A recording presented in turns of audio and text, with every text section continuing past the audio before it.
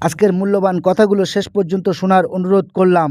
রমজান দরজায় কড়া নাড়ছে, কিন্তু আমরা এখনও আগের মতোই ব্যস্ত দুনিয়ায়। আজ থেকেই 3টা ছোট্ট কাজ শুরু করুন। প্রথম কাজ, সেহরির অভ্যাস তৈরি করুন। রমজানেই হঠাৎ ভোরে ওঠা কঠিন লাগে।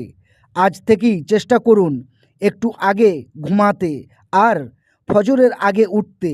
দ্বিতীয় কাজ, দোয়ায়ের অভ্যাস করুন। রমজানে আমরা অনেক দোয়া করতে চাই, কিন্তু এখন দোয়া করতেই ভুলে যাই। আজ থেকেই প্রতিদিন 2 মিনিট হাত তুলে দোয়া করুন। তৃতীয় কাজ, সদকা শুরু করুন। রমজানেই বেশি দান করব ভাবি, কিন্তু অভ্যাস নেই বলে হয়ে ওঠে না। আজ থেকেই প্রতিদিন অল্প হলেও কিছু দান করুন। রমজান তাদের জন্য সহজ হয় যারা আগে থেকেই নিজেকে প্রস্তুতি করে।